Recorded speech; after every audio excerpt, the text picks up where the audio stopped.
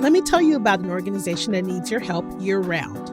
Jeremiah Program is breaking the cycle of poverty 2 generations at a time by empowering single moms to pursue college degrees while their children receive high-quality early education.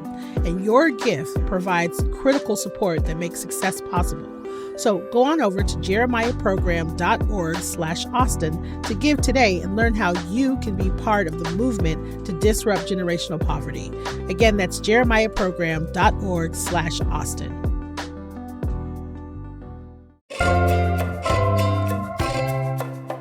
Today on CityCast Austin is the Tuesday News Roundup. We just started a new week, so let's get up to speed on what's happened over the weekend. We're talking about the upcoming primary elections, what's closed now on I-35, and a heated community meeting with Austin's police chief.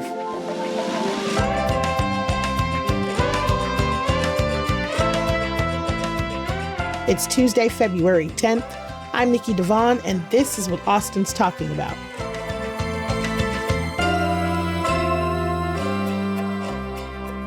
Hello, I am here with my producers, Alyssa Castles. What's up, Alyssa? Hello, happy Tuesday. And Eva Ruth Morvac. What's up, Eva Ruth? TGIT. Yup.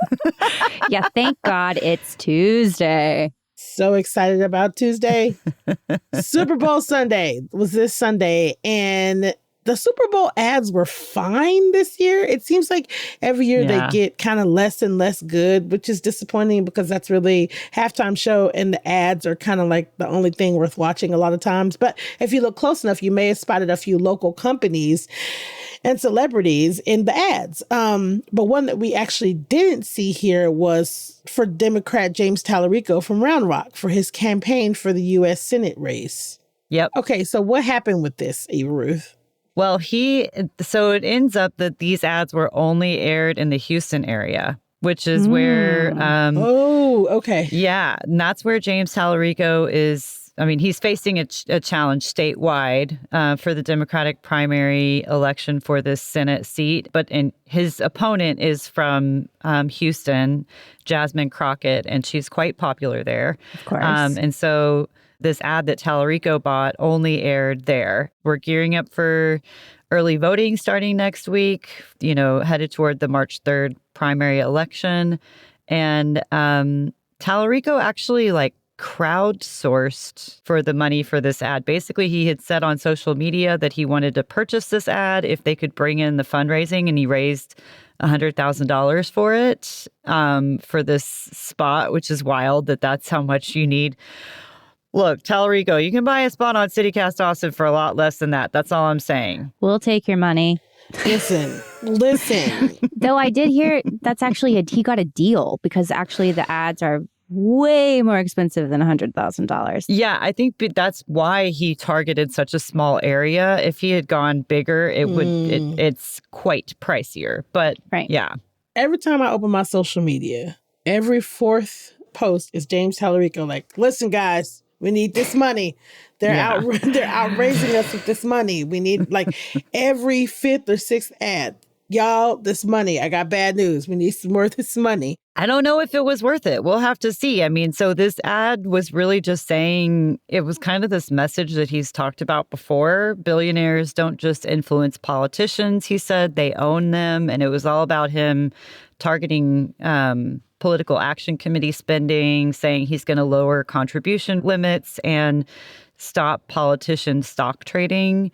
So just trying to distance himself from big money. I mean, we didn't hear anything, attacky saying the other side does this or anything, but I don't know. Maybe it was kind of implied, but I don't know if that will sway things at all. Yeah, it was an interesting choice to just talk about how he only accepts money from people. I don't know. I just am I guess, is that a huge deal in Houston? Is that going to sway Houston voters away from Crockett? Yeah, it was an interesting message of all of the things that you could talk about. I think that ad makes sense in Austin.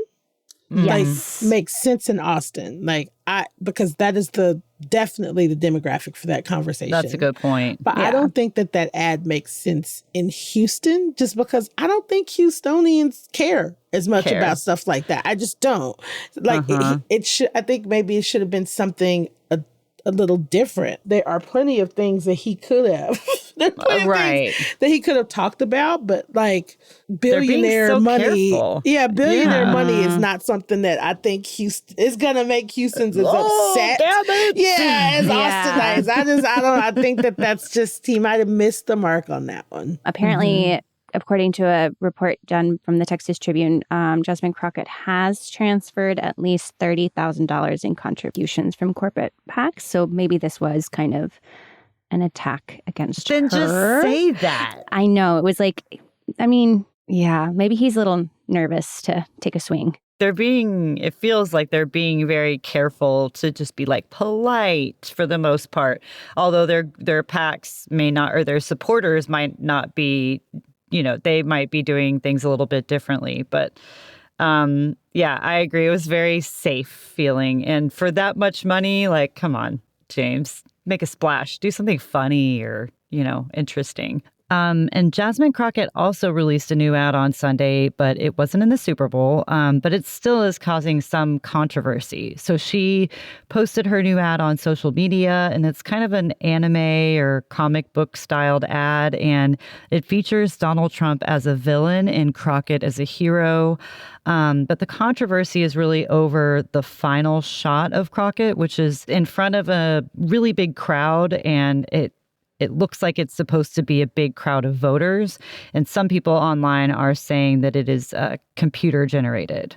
And then on the other side of that race, this Senate seat is going to be up for election in November. And so we're kind of gearing up to that. First, we have to pick the winner of both of these Democrat and Republican primaries. On the Republican side of things, Attorney General Ken Paxton, he lost a really big donor who had supported him for years, and that's billionaire Tim Dunn. This is according to Texas Monthly.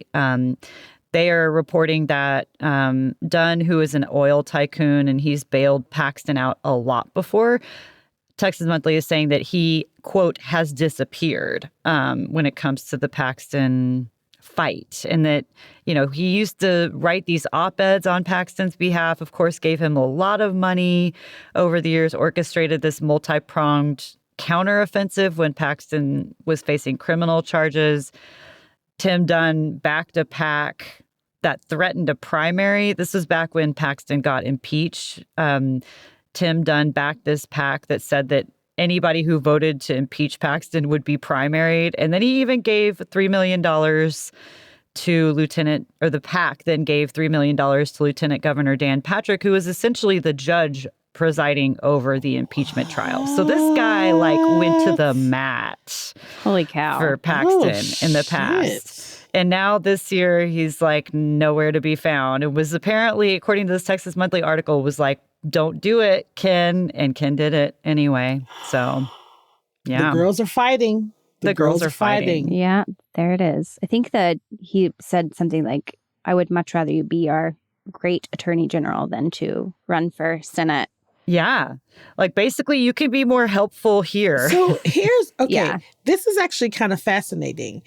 And I think that this speaks to why you don't want to be someone's political puppet, because they get to decide, or they at least feel like they decide where you are best served. Yeah. And just think about that someone has the power to be like, no, we don't want you to do that. We think that you're better here. So we're not going to give you money to do this thing that you want to do. Like that. I don't like to be controlled in that way. Totally. I don't know. Maybe Ken is into it, but I don't like that. I want to do what I want. It's hard. It's a hard lesson to learn, I think, because when the bills are due, essentially, what then? And Paxton is facing a real race with John Cornyn as the incumbent, and then he's got Wesley Hunt, who's also challenging him. So it's expensive. It's probably going to have to be a runoff. And now he doesn't have his big money bags behind him. That's crazy. Just not to be TMZ about things, but Ken Paxton is also going through a divorce from his wife, Senator Angela Paxton. They were in the news here in Austin a lot with their marriage. They had this house that they renovated, and that was part of the impeachment trial, like how much they spent on their kitchen, all this stuff, right? Anyway, and now their divorce trial is set for this summer. So, like, it's not great timing, you know, for him to lose a big donor and to be facing this, like, big public divorce trial at the same time. Lots of battles coming his way. Yeah. Get your popcorn. And if you want to learn more about the candidates for, you know, U.S. Senate, as well as all the other races that Travis County voters are going to be checking off boxes for in the March primary, you can now go to the League of Women Voters of Travis County's website and check out their guide. It is all there. And I've been talking about this with our newsletter editor, Kelsey, a bit. They have some really cute merch, and I would not mind wearing one of these T-shirts of the League of Women Voters to the polls. Yeah, this stuff is cute. Isn't it cute? I also like the LWV kind of things too. Those are cute. Yeah. Boots on ballots. Y'all vote. Oh, Cowgirls cute. go vote. That's really cute. That's cute, y'all. Okay, y'all know I'm a fan of merch. That's what I'm saying. Man, there's a lot going on with all of the. I just feel like this entire year is just going to be full of shenanigans when it comes to like the Senate. I mean, like all the races, all the elections, everybody, all of the elections. Everybody is like not scrambling, but like it's a big year. So I think we're going to have a lot of opportunity to discuss our politicians this year. We sure will. So excited about that. We'll bring you all the latest right here. Don't you worry.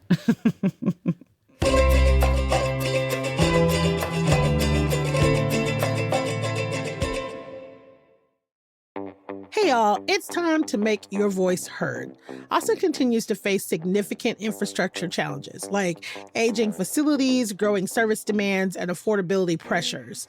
To organize and prioritize, representatives across city departments scored hundreds of individual project requests using criteria like timeliness and readiness, critical need, and efficiency. And then through a structured and collaborative review process, city staff refined this need assessment into their 2026 bond initial draft recommendation list. Y'all, this list totals $700 million. And then on January 21st, that list was submitted to mayor and council. So what does this mean for you? Community members are invited to a series of open house meetings to learn about proposed bond projects and share feedback that will help ensure these investments reflect Austin's most pressing infrastructure needs and community priorities. So RSVP and learn more at austintexas.gov/bond2026. Imagine this, your next podcast recorded in the same studio where you're hearing this right now. That's Trick Hat Workway. Trick Hat is Austin's most hospitality-driven co-working space. And yes, they've got a pro-level podcast studio designed for creators, teams, and businesses who want high-quality recordings without the stress of hunting down space or gear. Just show up, plug in, and hit record. Outside the studio, Trick Hat's got you covered. From private offices to dedicated desks, they offer flexible co-working options to fit any business or entrepreneur's needs. And can we talk about the perks? Freshly brewed coffee from Manana, endless snacks, and crispy Diet Cokes. But what really makes Trick Hat different is the energy. From weekly networking opportunities to community trick chats, it's more than a place to work. It's where Austin comes to connect, create, and have fun doing it. Whether you're producing your next big idea or just need a space that feels good to work in, Trick Hat Workway is waiting for you, where it's always old Austin, new tricks. Visit trickhatworkway.com to learn more today. So, okay, speaking of something that people are going to be talking a lot about, or probably, honestly, if you're me, already talking about. Yep. I-35. Y'all, I hate I-35 so much. And I can't I can't even express to you how I've become that person that will just avoid it at all costs. If I don't have to get on 35, I will drive 4 miles out of the way because that is how I feel like it's dangerous. But also it's like you just never know what's happening. You never know when construction's happening. You never know. And now there's a whole new set of reasons to complain about it because there are even more changes to add to the confusion. But Alyssa is here to keep us informed and to break it all down. Hello, I am your I-35 guru. All right. So we have a couple of changes on I-35 near the downtown Lady Bird Lake area. The Texas Department of Transportation has now permanently closed 2 exits along I-35. So the northbound Riverside Drive exit, that's exit 233, and the Holly Street entrance and exit, that's exit 234A, are closed.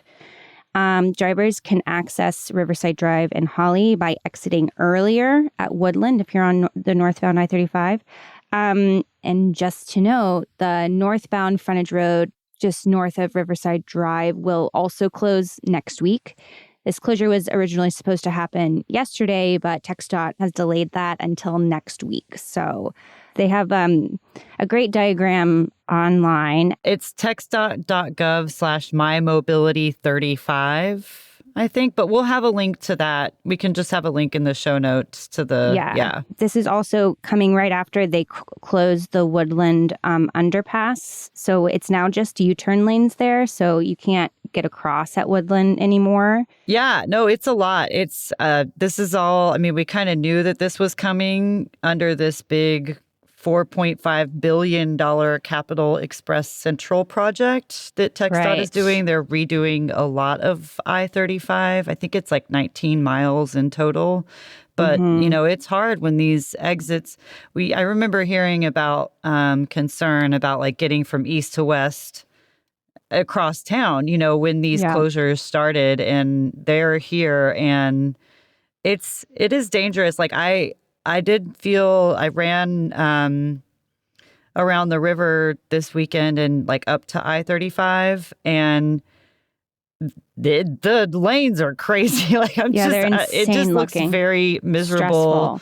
Make sure that you check these maps before you head out. If I-35 is like part of your route, because it's going to be a problem. And, you know, this is construction that is eventually going to bring us a pedestrian bridge across the lake, which looks really nice. They have renderings drawn up online that you can look at. There's also supposed to be 2 carpool lanes going in both directions. They're going to reconstruct the Lady Bird Lake Bridge. So the idea of it is really nice. It'll be ready in 2033. In 2033 is what they're projecting right now. We'll see about that. But yeah, these closures are going to be in place until then, which is... I'm so sorry.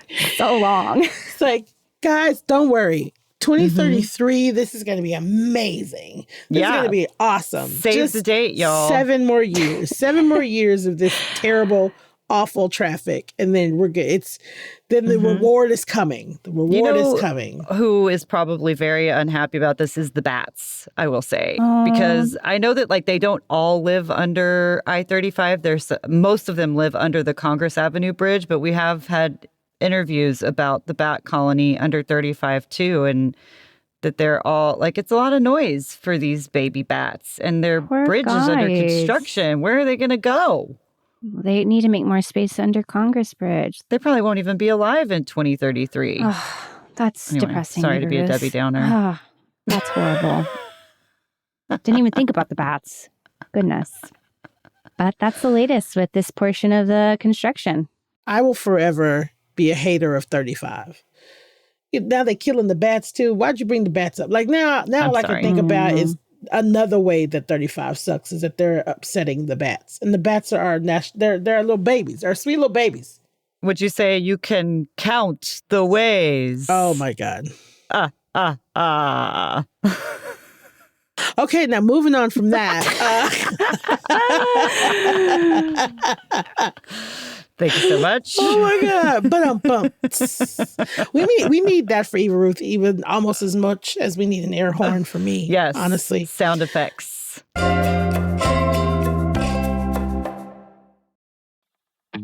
Hey y'all, by now you've probably heard me raving about Window Nation. I've told you about the 1,500 styles and colors, their measuring process for the perfect fit, the lightning quick installation, and the lifetime warranty. But I haven't told you about what others are saying about them. They have over 45,000 five-star reviews. They have an A+ rating from the Better Business Bureau.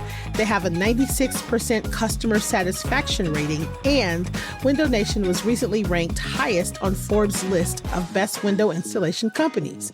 With a track record like that, you can be sure you're getting high-quality, affordable windows.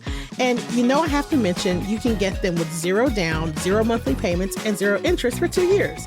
Plus, Window Nation's Buy 4, Get 4 Windows free sale is still going on right now. And if that's not enough, if you act now, you can get an extra 10% off for Valentine's Day. So go ahead, schedule a fast free estimate now at windownation.com.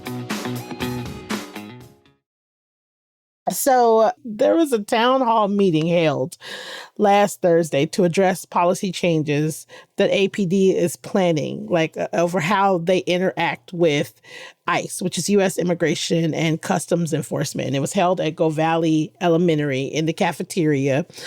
And it was supposed to be, it was billed as like a conversation about, ICE enforcement and how we're going to move forward. And then it got heated and ended up in like boos and yelling and heckling. And oh my gosh. As someone who has been to a town hall that has devolved into boos and heckling, I don't know why it feels just like the perfect view into just like the breakdown of politics. It's just like, it just takes one person to start and then it's chaos. And I'm so petty and so gross. I love every minute of it. I'm just like, yep, tell them, yell, yes. So this is a sensitive subject. So it makes people are passionate. People have a lot of feelings about this. So it kind of makes sense that this happened. I kind of wonder if they thought this wouldn't happen, but tell us more. I hope they knew better. So, Chief Lisa Davis, a couple of city council members, and more than 200 Austinites were in attendance. Wow. And essentially, so they met up to talk about it, right? So APD Chief Lisa Davis, and City Council, of course, they do the thing. They say they want to do everything they can to make sure people don't end up detained by ICE after interacting with local police. But they have this state law called Senate Bill 4, and it was passed in 2017 by the Republican legislature that prohibits police departments from telling officers they cannot contact federal immigration agents. You cannot tell your police officers that they cannot work with ICE, essentially. And if you do, you can get a fine, and it calls for the removal of city officials who discourage officers from working with immigration agents in most cases. So not only do you get a fine, but you can lose your job, right? And so, Chief Davis has been quoted as saying immigration enforcement distracts from the job of criminal law enforcement and erodes the trust of immigrant communities. But, the law does not allow for them to not contact ICE. And so it's like, she also said on the other side of her mouth, there's a rule of law that I have to follow as the chief of police here in the state of Texas. And when she said that, the booing started. The heckling started. The booing and the heckling started. The crowd essentially is just like, you should resist federal and state ICE crackdown outright. Like, even if it brings legal action from the state and it costs you your job, which it very well might, you should still speak out against it. You should still resist it. And people also feel like they should be taking a more public role in resisting ICE, like Chicago and Minneapolis. Wow. But then, friend of the pod, Councilmember Chito Vela, who also happens to be an immigration attorney, said it doesn't make sense. It doesn't make sense for them to resist publicly because we're not in a blue state and we don't have a bunch of pro-immigrant policies. We have a Republican governor, and that won't work for us. We're not the same. We're talking about apples and oranges, to which Fully. people Yeah. then started calling them cowards. Oh my gosh. It got bad, y'all. Criminal defense lawyer Robert Salter asked what I thought was a pretty fair question and said, are you too afraid to lose your position that you won't do what's right? And I think that is a fair question, although it be a hard probably question to ask, because if you ask me, you know, we're talking about people's livelihood. I'm not trying to make excuses, but at the end of the day, and their ability to do anything good too. Yeah, so it's a hard conversation. So, Austin City Council members and the police leaders say they want members of the undocumented immigrant community to feel unafraid to call the police and get help. But records are showing that Austin officers called ICE dozens of times last year after encountering people flagged with ICE warrants. And those warrants don't indicate any kind of criminal offense, but they're still flooding the police databases since President Trump retook the presidency and promised mass deportation. So it's like they're stuck between a rock and a hard place. Like they're calling ICE, but they're being so flooded that it's overwhelming. She's saying they don't have the staff for this kind of stuff either. So they're coming up with this new policy to try to lessen these instances. And the policy they came up with, and I'm not trying to laugh at it, but the policy that they came up with is it requires an officer who decides to report someone to ICE to also call their commander to inform them of that decision. And then the commander makes the decision whether that officer will stay and wait for ICE. I think we've talked about this on the pod before. Yeah, we have actually in yesterday's episode, there's a whole interview. Well, it's not necessarily just about the policy, but we did talk to Crystal Gomez from the Texas Immigration Law Council about like how they interact a lot. Right. Yeah. Right.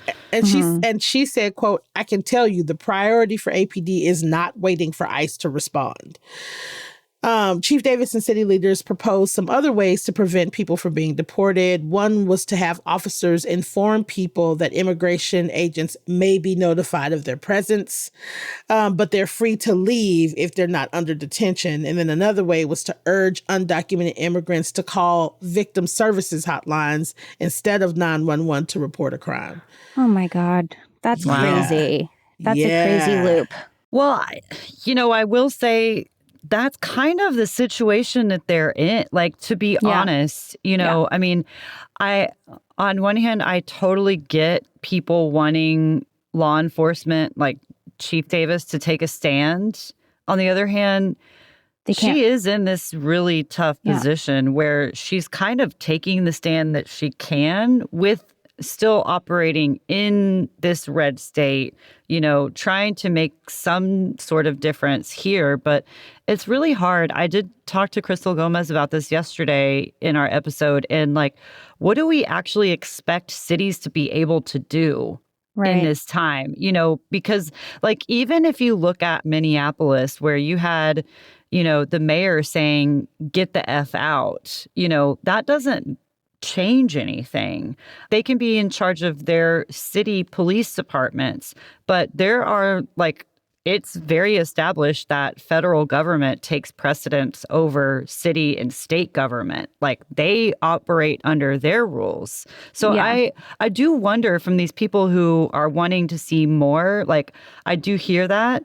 And I also wonder at what cost? Like, do you want Lisa Davis out completely because she's taking a stand and she gets this target put on her, and then what? While I respect that she is in a hard spot, you do public safety for everyone. Yeah. And if people do not feel safe to call 911, you are not doing your job. Public safety is for everyone. So it is your job to figure out how to keep people safe. And that includes undocumented people. Very true. That's what I care about. You're admitting, you know it. You recognize that undocumented people can't call 911. That is a public safety issue. So that's what you should be trying to figure out. Figure out how to keep undocumented people safe. They are a part of your community. They are a part of your constituency. Figure it out. I don't get paid to figure out public safety. That's not my job. That's not the job I took. And I understand her position. And I'm not even talking about, I mean, like outside of ICE, man, outside of it, right. Do they get the same rights as the rest of us or not? I can call 911. I'm scared to do it because I'm Black. That's bad enough. That sucks. Yeah. But if something is happening to an undocumented person and they are not safe, right, they're worried for their lives. Yeah. You're admitting it. So is this victim services hotline, does it check that? Will that, suffice? Will that help people feel like they are safe to call? Because they do need to be able to call and report a crime that's happening. I mean, and I think Chief Davis wants that. She wants to communicate that, at least from what I've heard, that like she knows that that's a part of it that she has to take care of, is this the undocumented population, but how, Yeah. She's trying. I know she's trying. Say. I totally get that. I mean, her hands are tied. I'm not for saying sure. she's trying. I'm not saying she's not trying. But what I am saying is that I find it feels like a slap in the face for your suggestion to be, well, if you don't feel comfortable, call victim services. Are you serious? I think it's going to result in people relying on their neighbors more than anything. Oh, yeah. Which they probably already are doing. And it's unfortunate for her. It's unfortunate for everybody involved. What it looks like is, and again, I'm not shitting on her for making this choice. But what I'm saying is what it looks like is the choice has been made that we're not losing our jobs. So for now, what you're going to have to do is call victim services and trust us. Trust me. If something is wrong and there's a crime being made, you can call, trust us. You can do it. And that doesn't work for me. You've chosen your side. You've had to, whether she had to or not. But they've made it very clear that what's more important to them is to color inside the lines and keep their jobs and not get fines. And that is more important than the safety of undocumented people. That's what it feels like. I'm not saying that's what she feels. I'm saying that's the optics of it. Yeah, I think that's a lot of people probably feel that way, especially at that town hall. Yeah, exactly. And I think that's just going to be a hard thing to fix. It sounded like that town hall was rowdy and rough, like shouting coward, booing, heckling. Like to your point, Alyssa, like people care about this and they're passionate about it, and that's not going to stop. So I'll be curious to see where it goes. It's interesting, too, that like Councilmember Vela is also mayor pro tem now, and he does have this background as an immigration attorney.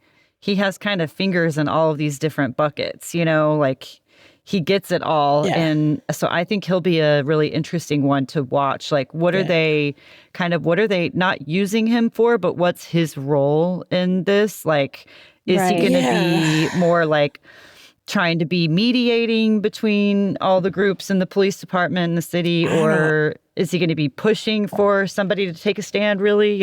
What's he going to do? That's hard because Councilmember Vela is a realist. I think that's the thing that makes him so polarizing. He's going to be honest. He's going to tell the truth, even if it's shitty, even if it makes people not like him. He's going to give it to you straight every single time. It's one of the things I actually like about him, but I can see how it rubs people the wrong way because he's not going to fill you with a bunch of empty words of hope, or he's just not. I don't think that's his thing. I don't think that he will do it unless he believes it. So if he really believes that there's a chance, I think that he'll champion it. But like, I don't know. He doesn't seem like one for lying and making people believe in shit that's just not going to happen. And to that point, I mean, he was on the side of Proposition Q that was, he was trying to get that passed, and he was left, on the losing side of that. So I think like it's not that he always wins, he's a gracious loser too. Yeah. Yeah.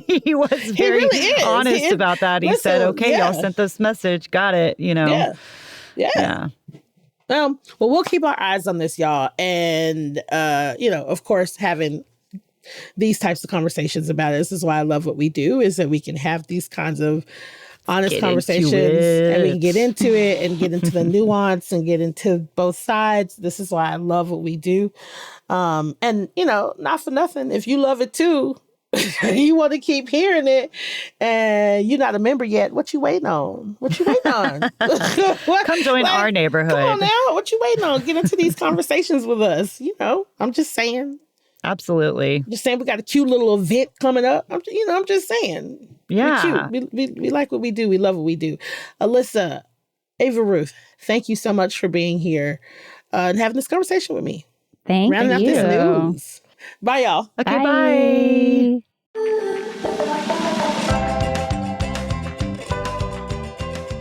That's all for today here on CityCast Austin. If you enjoyed the show, tell your friends that like to talk about APD and what they're getting into. Rate our show, leave us a review, and of course, subscribe to our CityCast Austin newsletter.